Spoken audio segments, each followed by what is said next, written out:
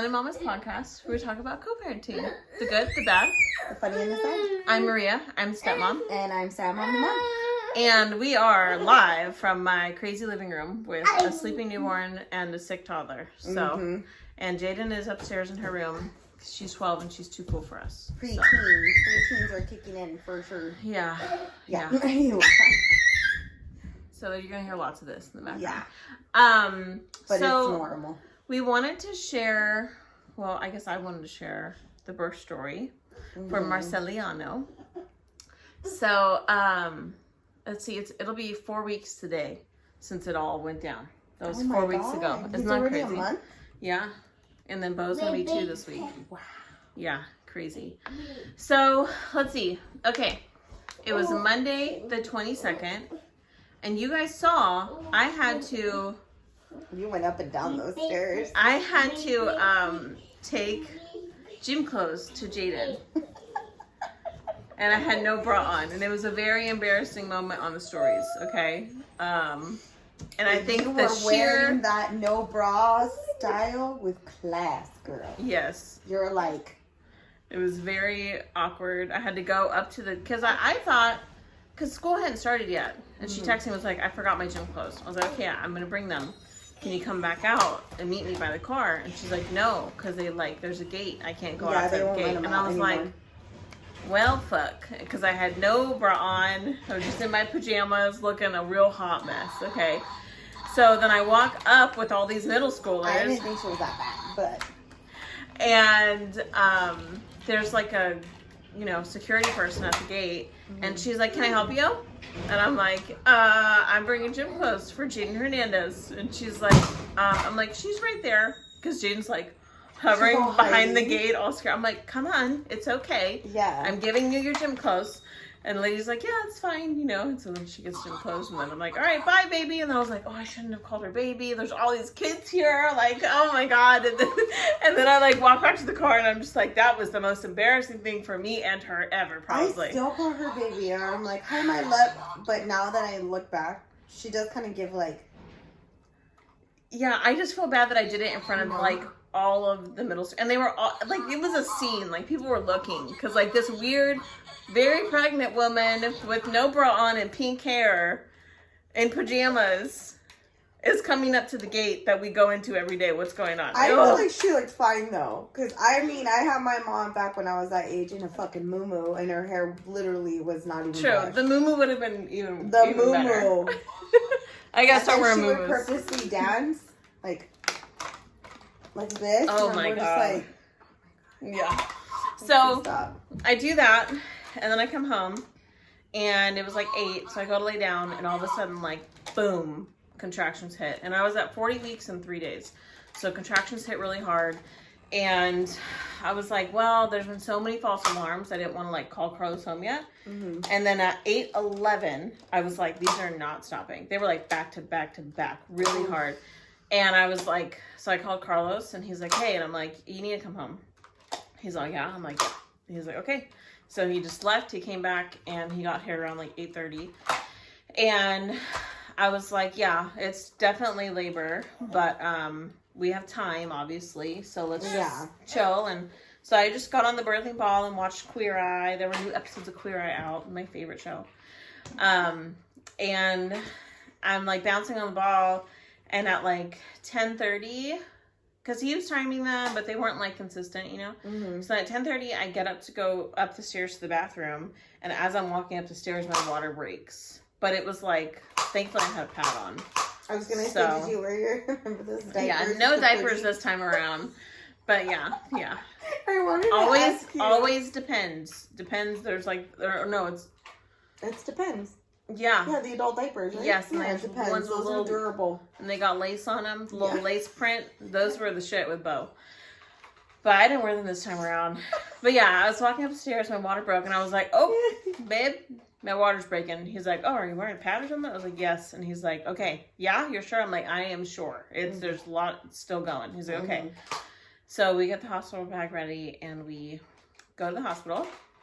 Get there around 11, and she checks me out, and she's like, well, you don't seem like you have contractions really, so I'm going to do the swab test to see if it's really your water. It's really there, yeah. And so she does the swab and then waits a little bit. And she's like, I'm going to also check, or is it okay if I check your cervix to see where you're at? And I was like, yeah. And I was at like a 2, which was annoying to be only at a 2 when my water broke. It's basically like you just got like induced, you know, like labor wasn't active yet, which sucks because with Bo I was in active labor when my water broke, so it was very fast. So I was only at a 2, and then as she like came out, all like the rest of my water came out, and she was like, oh yeah, that's your water. And then she looked at the swab, she's like, oh, it's immediately positive. Yeah, you're let me get the doctor. And I was like, okay. Did it like splash up? No, thankfully there was like a little. I'm sorry. There's like the little puppy pads that they have on the bed, and so Yeah. it definitely like gushed out, but not like on her. I thought it would have been like. Yeah, no, there was For no. me, like I had to be induced, so they popped my bag. So it probably like projectile, like. So I'm thinking like, did it go? No, you know, because I think it had already like. I think what it probably happened was it made things move, so like more of it. Because even after I mean, fluid just kept coming out. I was like, there was still fluid. So gross. And so she's like, I'm gonna get the doctor. So then they have Carlos come back, because that was just that triage where they like check you first. And I was like, so am I gonna stay? Like, because I wasn't sure, because I was only at a 2. And she's like, yeah, if your water broke, you're staying, you know? Like, okay. Yeah, just in case. So the doctor comes in, and it was my favorite doctor. So the way my OB worked is there's like 7 different OBs, and you see all of them throughout pregnancy, and then whoever's on call when you give birth is the one. And it was my favorite one. It was awesome. And who was it? Dr. Padilla.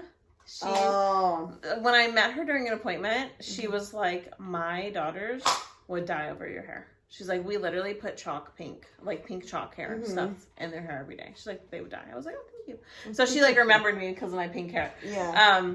But so she comes in and she's like, all right, you know, I just clocked in, so I'm here for the next 24 hours. I'm probably going to deliver your baby. Like, let's do this. And they basically said yes to like everything I wanted, which was really cool. I didn't want to be hooked up at first. I really wanted to try to go unmedicated. And so they had this super cool like Bluetooth monitor. They just like stick on your belly. So I was able to be monitored, but also like walk around and be on the ball and stuff. So we got to the room. Let's see, all of that happened like between 11 and 12. And then we're in the room and just like trying to get labor consistently going. And it would like, if I stood up, it would start and the contractions would be really hard. But then as soon as like I would sit on the ball or move, they would like change, you know? So they kept coming in and they were like, you're having strong contractions, but they're very inconsistent. So after, it was like, I want to say it was like 6 o'clock. So what is that? Anyway, so because I got to hospital 11, it's 6 o'clock. Several hours later. 6 o'clock, I'm finally like, okay, I'm tired. Like, can you check me and see where I'm at? And I was only at a 3. And I was like, all of that, and I only dilated 1 more fucking centimeter. And so I was like, all right, hook me up to Pitocin. Like, let's get epidural. Like, I don't want to do this forever. Let's do this, you know? And she's like, okay. So I get hooked up to everything. And they get Pitocin going. And everything was looking okay with that nurse, but then it changed to another nurse at like 7:30. And she was worried because the contractions, when they would go up, the baby's heart rate would like start to decelerate. Like they have a range and it would never go out of range, but it would definitely go down. It was like borderline. Yeah. And so because of that, she moved me every like 30 minutes. She would move me into a different position, literally every 20 to 30 minutes. Like we moved so much. She did so much. She was incredible. But like moving a numb body, like it was a lot. Yeah, that's hard. Because I had the epidural. So it was a lot. And then at, I want to say 12:30, I'm trying to make it like not so long, but at 12:30 at night, Carlos leaves the room because he had to go take a poo, and he didn't want to take a poo in the bathroom in the room. So he was like, that's very nice of him. Yes, he took her shit in mind. He was like, is there a bathroom like on the hall? And they were like, yeah, down there. So, okay. He probably really had to go. Yeah. So he left. I mean, clearly, like. He was like, you know what? You know what? You're going through a lot. But I got shit. shit. You need is my shit to make this shit smell horrible. And then my sister was there too. And my sister, she clocks into work at like 4 a.m. So she had been up since like, and she has a baby. So she had been up since like 2 a.m. that morning. Ooh. Yeah. So she was knocked out. And she's all, Oh. Snoring. And Carlos left the room. And all of a sudden I realized, one, the contractions, I feel them. They feel like cramps, very mild. Mm-hmm. And two, I can wiggle my feet. And I'm like, that's not good. I should be numb. I have an epidural. And so I like wait for the next contraction. I feel it again. I'm like, okay. So I'm like, Melanie. And I wake her up. She's like, what? And I'm like, where's Carlos? Like, I need you to call him. I feel things. So I can feel things. Mm-hmm. And she's like, okay. And this was like after how long that you had the epidural? So I got the epidural around 6, and this was at 12:30 at night. Oh, damn. Yeah. And again, they had just checked me a couple hours before, and I was only at a 5. So it was like going very slow. Mm-hmm. Like real, and that was with Pitocin and the epidural. And didn't you go back to like it being like smaller than that too at one point? No, thank God. Or was it? Did you stay at like 5 for a while? I stayed at 5 for a while Yeah. until this shit happened. Mm-hmm. So then we call the nurse. Carlos comes back, and I'm like, babe, I feel everything. Like something's wrong. And so I tell the nurse, and she's like, oh, just hit the button for the extra dose. Mm-hmm. I hit it twice, and I'm like, I don't feel anything, but I feel cold water. Like I feel like cold liquid on my back. Yeah. And my sister's like, oh shit, because they basically tape everything down, and basically that means that it's coming out of the tube and just going into the taped area. It was just literally on my back. So then she's like, well, let me get the anesthesiologist here. So he comes and he checks, and he's like, I'm so sorry, your epidural fell out. And I'm like, okay. And so then the nurse checks to see where I'm at, and I'm at a 7. Okay. So I'm like, all right, 7 is good. 7 is really like you jumped. I'm close. 7 means we're in transition, and we're going to be pushing soon. So, and at this point, I was really freaked out. This was really hard for me because all of a sudden I could feel all of the tubes coming out of me. So I could feel the epidural tube in my back. I could feel, that's 1. I could feel the catheter in me. I could feel, they also had this intrauterine contraction, like measurement device. So there was another thing in my uterus. There was there was just all these things. And so I could feel every wire coming out of me. Mm-hmm. And I was like, I just want it out. And he was like, okay, well, you're at a 7. So, I mean, the epidural will probably still it's going to take an hour to completely wear off. And then it's going to get really intense. He's like, so it's up to you. He's like, I worry. I don't know if it's worth it considering that you're at a 7. Yeah.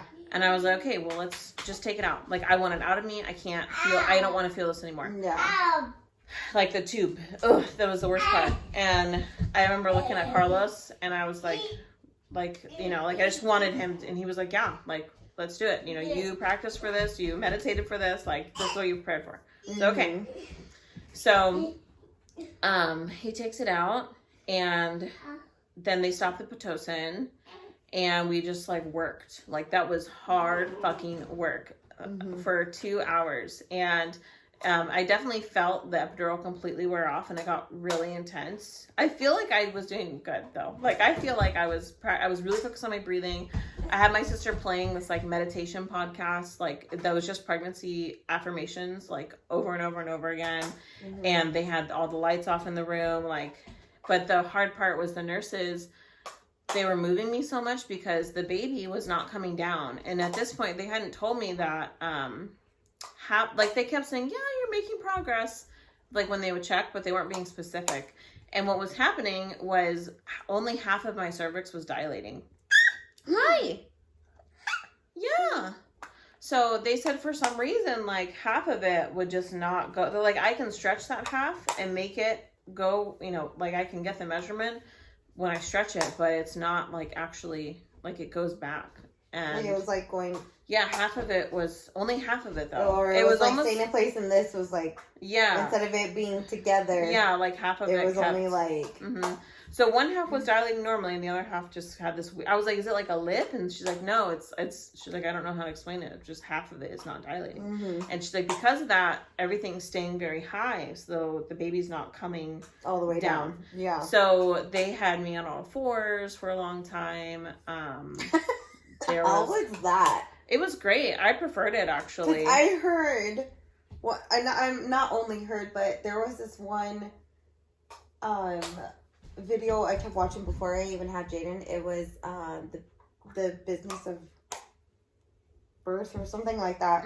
It's older, and it was home births, and I actually saw some women like on all fours. Yeah. Some women like go in like the water at the hospital. Yeah, it felt really good. Yeah, I've always wondered the all fours because I've heard that that's actually the best position to ever be in to have a baby. Yes, because it's like.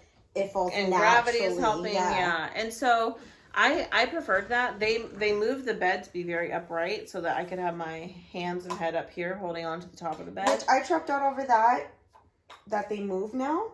The beds? Yeah, the beds actually move into like a sitting position. Oh yeah, too. They have a bar that can come up so you can hang onto the bar. Like, they have all this. I wish I would have had that. Yeah, they have a lot of cool stuff. You see the baby? So they had me up there, and then they actually had, because they were having a hard time getting a good heart rate too. One nurse had tried to attach the Foley. It's not a Foley bulb. It's there's a little device that they can attach directly to the baby's head to get a very accurate heart rate reading. Oh yeah. But they couldn't get it because of the weird way that my cervix was, and then. The other nurse was they took off the Bluetooth one, and they were using just like the regular heart rate, the ultrasound monitors. But like because of my body fat, they couldn't like it was like a weird angle to get it. Cause when I would have the contraction, the baby would come down. So the heart rate like would sound like it was decelerating, but really he was moving. So they had to move the ultrasound. So the nurse literally in this really fucking hard time, she was incredible. She literally like was on top of me on the bed, like holding it like under my fupa roll up against my pelvis. Like she was no joke. Like she was like, we're having this fucking baby. Okay. That was probably like her goal. Like, her goal. What? We're going through this together. Yeah, she did not leave fucking do this. My room. Like she was incredible. And then she had another nurse come in to like help. It was just a lot. So we did that for 2 hours. And because I kept feeling like he was going to come out. Like every contraction, I felt so much pressure. Like, oh my God, like I just want to push him out. Like, I feel like he's going to come out. Like, please check me again. So they kept checking me and there was no progress. So finally after 2 hours, so I had them stop checking for a while. And then after a couple hours, they checked again and nothing. Still at a 7. After 2 hours of unmedicated at 7 centimeters, which was a lot. Oh my God. And so I was like, can you please call the anesthesiologist back? Because at this point I was panicking more. It was more of like, because they couldn't take the catheter and stuff out. They could only take the back epidural out. So I could still feel the catheter and she, and then the cervix checks were getting really painful. And yeah, all that sucked. So I was like, can you please get the anesthesiologist? And she's like, yes, he's coming up for a C-section. I'll go. And she gets him. He comes right away. And he's like, all right. I was like, I don't know why he won't come down. And he's like, all right, we'll sit up so we can get this in before you have your next contraction. Like he was very, and I was like, okay, And so I sit up and he places it within 5 minutes. Like he did so good. And then I was like, thank you so much for coming back. Because he was the one that told me it fell out. He was not the one that originally placed my first one. And then he told me, he was like, just so you know, there was a huge bruise on your back. I don't know what the other guy did, but that was not me. And I was like, okay, because literally I had a bruise this big. It looks like it was pretty big. It looks like he just like blew a vein or something, like when he went in there. I don't know. Yeah. But so he placed the epidural, and right away it was like, and I told him thank you for coming back, and he was like, don't thank me, thank your nurse, because she literally just begged me to come here before the C-section. And I was like, like literally could have cried because she was so incredible. Like honestly, her and that OB were just the shit. So I relaxed because I was at 2:30, so I relaxed for like 45 minutes. The doctor comes in and she's like, all right, here's what's going on. We've done, we've moved you in every position possible, which they had. Like, literally, it was crazy. So it's 3 a.m., okay? I went in, labor started at 8 a.m. the previous day. My water broke at 10:30 a.m. the previous day. She had told me, she's like, I'm not stressed about the 24-hour water, because some hospitals will say, like, oh, after your water's broken for 24 hours, you have to get a C-section because they're worried about infection. She's like, I'm not stressed about that. Like, if you're making progress at 24 hours, then we're just going to keep going. Yeah, I think if you would have stayed at a certain number, maybe they would have done that. She's like, you know, and she told me this beforehand. She's like, and if I feel like you're not making progress and it's been 24 hours, then we have to, you know, talk about a C-section. I was like, okay. So she comes in, and I knew this was going to be the conversation. And she comes in, and she's like, all right, you know, here's where we're at. Like, we've done all the positions, we've done Pitocin, but we don't like it because there's something going on with heart rate. You know, she lists everything, and she's like, you know, there's something going on with your cervix. We don't know why, but the baby's not coming down, and half of it's not dilating. And so she gets an ultrasound, she checks things out to see. She's like, I almost wonder if there's something blocking. Like, because they said it's almost like his head was like he wasn't coming down center. He was trying to come down like at an angle. Like, his head was tilted. So they think that's why. Which I totally felt. Like, trying to sleep at night with him in me was like one side of my body. I never could get comfortable on this side because I knew, like, his head was over there. So she's like, I'm going to check you right now. Let me see, you know. And so she goes to check, and she's like, oh. She's like, you're at an 8 now. And she's like, and it feels like he came down a little bit. She's like, okay. And she pulls her hand out, and she's like, oh, lots of bloody show. She's like, that's good, because that means your cervix is like... It's starting to open up. Is opening. She's like, okay. So we are going to give you an hour. I'm going to put... she's like, it could be swelling. So we're going to do Benadryl in the IV, just half a dose. She's like, you're going to get really sleepy. But, you know, we'll give it an hour and see what happens. I'm like, okay. And she's like, and if this doesn't work, then I'm going to call it, and we're going to, you know, probably head towards a C-section. Or we're going to do a C-section. I was like, okay. Yeah. And honestly, at this point, I had already yelled. I had already pulled Carlos in and been like, I just want a C-section. I'm so done. And just cried. I was even, like, messaging him throughout the day. I was like, what's going on? What's going on? My concern was C-section, and I know how you are with Bo, like that ability to wanting to hold him and everything like that. That was the hard. And I was like, C-section, because my sister had one with her last one. It was very hard for her. Oh, I know. To do a lot of stuff, and I was like, I was more concerned about her healing after. Yeah, it would have been a lot harder. It's gonna be so hard for her because she's not gonna be able to pick up Bo for a while. Not even like, oh, just a few days. No, bitch, like for a few weeks. Yeah, C-sections are no fucking joke. No, like you're literally getting opened up. Like, that's pretty crazy. Yeah, I definitely didn't want one, but I mean, there was the point where I was like, I was like, I hope she's. I was like, cut this baby out. I was so done. Cut him out. Get the fuck out. You're evicted now. So, yeah, it was like 3:30 when she left, and they gave me the Benadryl. We all took a good nap. Is your toy stuck? Okay, I'm gonna let you figure that out. I think you can do it. We did that. So we all kind of took a nap, and she came back in an hour and checked. And like during that hour, I was having contractions, which was cool because they did not give me Pitocin again. So I just had the epidural, and my body was just doing its thing. And they realized that, the OB was able to place the heart rate monitor on his head, and his heart rate was beautiful. Beautiful. Yeah. Like, because that's the most accurate monitor. And she was like, oh, and then when she went to check my cervix, she's like, oh my gosh, his heart rate just did the most beautiful thing. She's like, please note that on your chart, like, that was during a cervix check, and that he reacted really well, and so baby is doing great.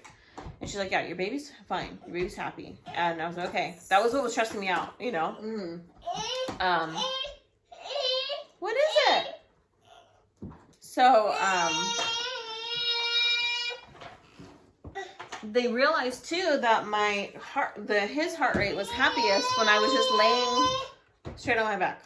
Laying on my back. Which I told them, I said, I don't want to be on my back when I have this baby. Because I have really bad pelvic floor tailbone issues from Bo. So it was like, the last thing I want is him coming down with gravity hitting that tailbone because I'm on my back. And then have it like. That's what we did. So because his heart rate was the best when I was just on my back. So I laid there like that for an hour, and I swear to God, every contraction felt like I was gonna shit myself, and I was farting the whole time, and it felt like he was gonna just fly out. And I kept telling the nurse, I was like, it's gonna be a reflex. Like my body's just gonna do it. She was like, that would be awesome at this point, honestly. She's like, I would be so happy if the reflex just, what's it called, fetal ejection. Just like, literally that happens to people. Just so the doctor comes back at like 4:45ish, a little over an hour, and she checks, and I'm like, this is the moment, you know. And she puts her, she goes in and she's like, you're complete. She's like, he's literally like, she's right like, there. She's all my fingers are this far in, and I'm touching his head. Yeah, she's like, you're complete, and you're like, it's time. And we're like, oh, like all of us like cried, like the nurse included, because she was like, it was very long. It was she did so long. That nurse, she kicked ass, and she did so much all night for me. It was a lot. So we go to push, and she's like, all right, we're gonna practice, and I'm like, and so she's like, all right, put your feet up. So I put my feet up, and like, she's like, never mind, I'm gonna gear up. She's all, because he's looking at me right now. She's like, as soon as you put your feet up, he was like, his head is out, his head is there, you know. And so we pushed twice, and he was out in 4 minutes. So, and as he came out, he peed all over them. Yeah, you sent me the video. All over them. And this is crazy. This was really what freaked me out for days, was that when he came out, his umbilical cord was not just wrapped around his neck, it had a knot in it. Like the knot was almost completely tight, which is so freaky. What do you see the bug? What are you doing? Because we could have lost him. Yeah, like any movement that tightened it too much, where he couldn't have gotten the blood flow or oxygen from me, like we would have lost him. So that's all of that freaks me out so much. So it was a lot. It was really hard, and I'm sure I missed a lot. And I didn't cry, which I really didn't want to, which is good because it's been a month. But like literally, Sam came over and I talked about it and just started bawling because it was a lot. But I'm just happy he's here and he's healthy, and I had a really good support team, like the hospital too. Because with Bo, I did not look at him. Like, with Bo, I felt like he's in the swinger. Yeah, he's in the baby swing. With Bo, I felt like the OB was like working against me, you know, and he used C-section as like a threat. Like, if this happens again, you're getting What C-section. doctor was it for that one? Dr. Bosme, I think. If it's the same one, I didn't like that one either when I had Jaden. Yeah. Because most of those doctors are like, they're there for like a long, long time. Yeah, I was not a fan of him. So this was like I'm really glad I had that the way things went this time, that I had a very supportive care team. They were incredible. So yeah. My little guy, he's sleeping. I was hoping he would wake up. I think he's starting to wake up though right now. Papa, here, grab him. And then we can show them El Baby.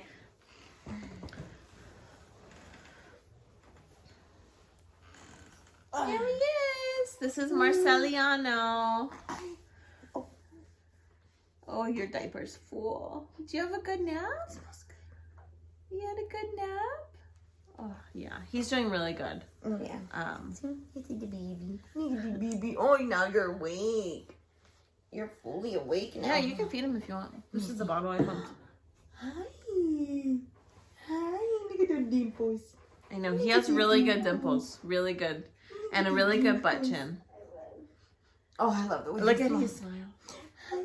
He's so now he's like reacting to faces and like, yeah, it's really cute. So we're doing good. Recovery's not been bad. I only had like a couple little stitches. So she said it was like a 1st degree tear, which was better than the bow. Oh yeah. So yeah, that's the first story, guys. Yeah. I know a lot of you have been wanting to hear it. So, all right.